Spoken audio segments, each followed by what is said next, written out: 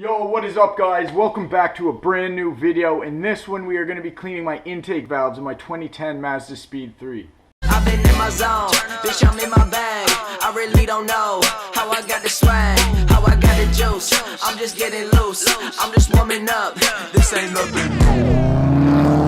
So if you clicked on this video, you're probably pretty interested in how you clean intake valves on a car, especially a direct injected car as such. The Mazdaspeed 2.3T is a direct injected motor, so it does get caked up with carbon buildup very easily. So you're probably wondering also why you need to clean your intake valves and why it's important to have them clean. So essentially in a direct injected engine as such, like I just stated in the Mazdaspeeds, fuel is squirted right on top of the valves, which is going to cause carbon buildup, no questions asked. It's just going to happen. So having them clean is going to keep them less sluggish. It's going to have less weight onto the valves themselves, and it's just going to be a cleaner environment for where your car essentially breathes through.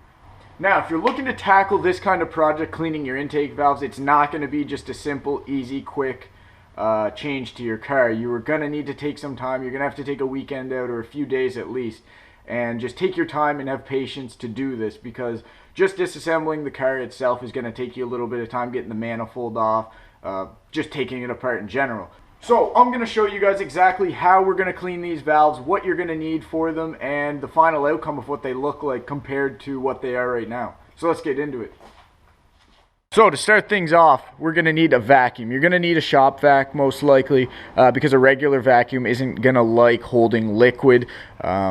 And I will explain that liquid in just a minute. You're also going to need a compressor. Now I just have a small 110 psi compressor here with my sandblasting gun at the end. And as you notice, I have it rooted into my vacuum. I drilled a hole out right there and ran some, I think it's 5/16 vinyl tubing. Here it is here. Ran a short length of that through the vacuum itself, so whenever you have this in the cylinder, it is blowing out the walnut media, which you are going to be spraying inside, and sucking it out at the same time, so you don't have such a big mess. Now, talking about walnut media, here it is here. Now you are going to want to make sure it is walnut media. It's crushed up walnut shells essentially. Looks like that, very soft. But you are going to want crushed up walnuts and nothing else. The reason is you are going to be spraying that into your cylinders, and if any of it doesn't get cleaned up at the end and it does go back into your engine, this stuff will burn off. Unlike something like this that came with my blasting gun, this is glass media. So it is little shards of glass, essentially with some other stuff. I'm not too sure what else is in there, but if that was to get inside my engine, we would just not be having a fun time, and it wouldn't get burned off like walnut does. So that is an essential. Make sure you get walnut media. Moving on to the next parts, you're going to want an assortment of picks. An assortment's not really necessary. I found this is the best tip to use for a pick, and as you can see, I have it jimmy rigged onto a flathead screwdriver here, held on with some hockey tape. I find this works the best because you are going to be sticking it into your valves and scraping. Another reason why you're going to want patience, because you are going to be taking out little bits at a time, wiping it on a cloth, going back in, wiping it on a cloth, going back in, and so on. This is what you can see. This is the carbon buildup I took out just from scraping on one valve. So that's kind of a picture. My car has 110,000 kilometers, so that's what you can expect from something like that. Next up, you're going to want some sort of light. You're going to want a lot of light when you're working in here so you can see in. I find the best thing to use to actually look into the valves is my cell phone light. It projects really nice down inside the small area, and you can actually get a good look at your valves while you're doing it. You're also going to want a toothbrush to clean the walls of the cylinder. Because your pick is obviously not going to be able to do that, so you're going to want to scrub the walls of the valves with a toothbrush. Moving on, we've got just some shop towel. This is used for pretty well any car job you're doing, and some seafoam. Sorry. A lot of people use B12 chem tool, but I couldn't find that where I'm located, so I just found some seafoam spray. It says right on it for intake valves and combustion chamber deposit, so that's perfect. You're going to want to use that to soak the valves, but we'll talk about that a little bit later on. So yeah guys, that is the main bits of what you're going to want to use to clean these valves. I've already cleaned one of them, and I found the tools that I'm using are working perfectly. I'm going to show you guys exactly the steps I do to clean a valve. It's a lot of rinse and repeat kind of deal. You're going to want to do it all once and do it again and do it again until you're finally satisfied with how it turns out. But yeah, let's jump into it and I'll show you how I do it. Alright, so let me break down the process of how exactly all the steps go towards cleaning your valves. So first, you're going to want to start off by closing your valve. Now, you're going to do one at a time, and you're going to be turning this crank pulley right here. It is a 21 mil, I believe. Yeah, a 21 mil socket will fit on that, and you're going to turn it slowly clockwise. Now, that is going to open and close your valves, and you're going to have to stop whenever it finally closes. Now, what I did, since I'm doing it by myself, it's best to do this with two people, but whenever I figured it was all the way down and closed, or all the way up, I guess, and closed, I would spray some seafoam in, and if it stayed in the valve, if it stayed in there, I knew it was closed. There was none leaking out, and I knew it was fully closed, and it was time to work on it. So that's how I did it. It's easier with a buddy, and your buddy can look in and tell you when it's fully closed, and he can say when exactly. After that, you're going to want to spray the seafoam in and let it soak in the valves to break down that carbon buildup a little bit easier. Once you finish letting them soak for about, I waited 30-45 minutes to let it soak.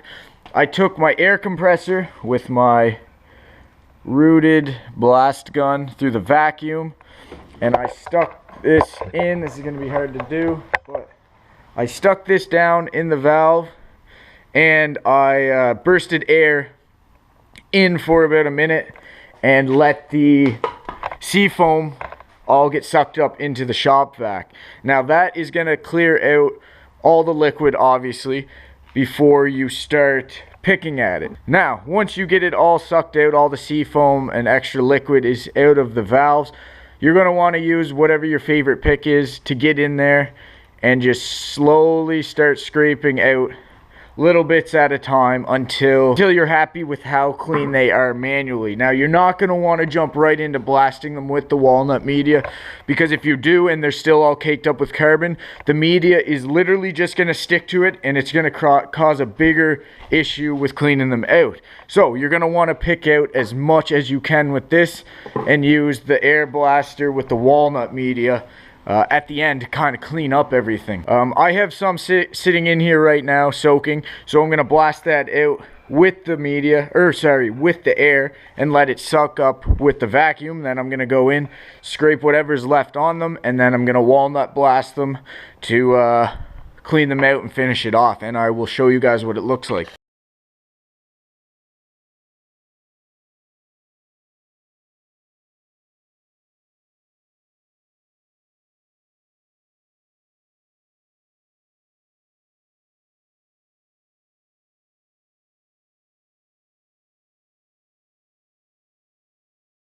Okay, so our valves have been soaking there in seafoam now for about 45 minutes or so. Time to use our blasting gun with nothing in it, no walnut shell in it, and we're going to turn our vacuum on, stick the tube down inside the valve, and blow out all that seafoam liquid that's sitting in there, and hopefully it'll be half dry once we're finished.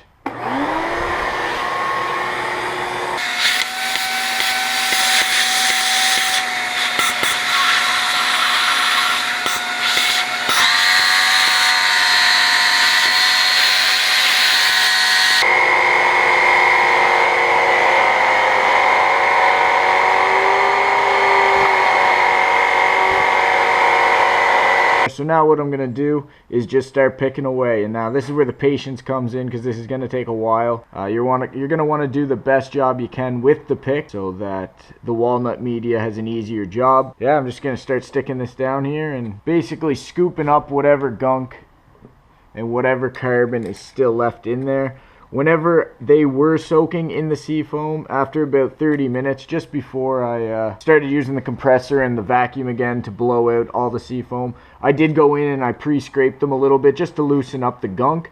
so that whenever I did have the vacuum and compressor in there, it got a little bit of it already. Yeah, but now the fun part is that we just get to sit here and start picking these valves. Okay, so I finished picking away at that valves, got a good chunk of the gunk out, I'm hoping. So now it's time to start filling the walnut media into the gun. You don't need a whole lot. I've been just filling up this red Solo, which I'm now at the bottom of from the last valve. Probably used 3/4 of this cup on the first two valves. So we will grab some more.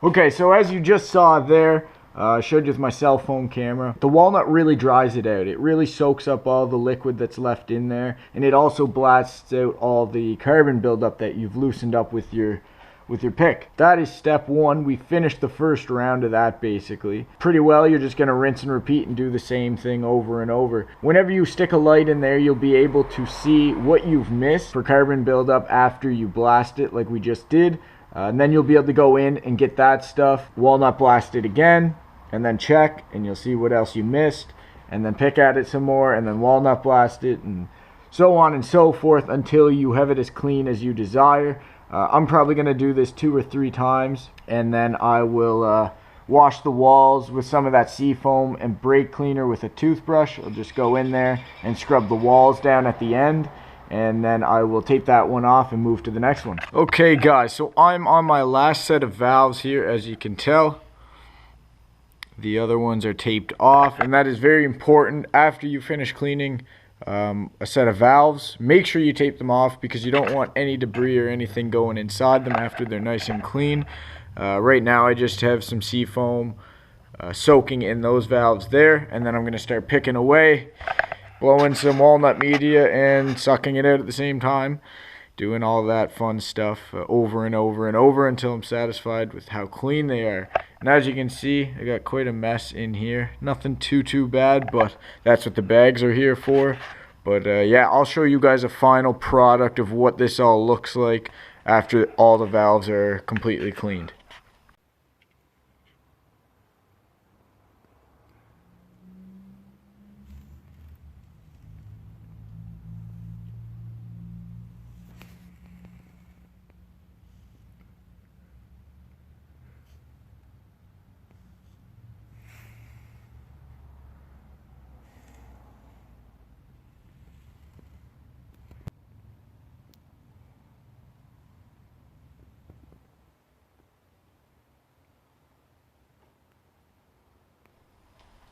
Alright guys, so there you have it. That's how you clean your intake valves on your car. It may vary from car to car, but the steps are essentially the same for how to clean them. Like I said a million times in this video, it's patience and time is what's going to get you through this. It's not a fun job, but I mean it is worth it in the end. It's going to make your car run a lot healthier, a lot cleaner, and just seeing the results in the end are just so satisfying. So I hope I included enough steps in this and I went into enough detail so that you guys can go do this yourselves, because it is a great little, not a mod, but it's a great little cleanup for your engine. Yeah, I hope you guys the best of luck with this. Just make sure you have like a weekend or something to do it, because it is going to take some time. But yeah, it's worth it in the end. Yeah, I hope this video helped out, guys, and have a good one. See you in the next one. Peace.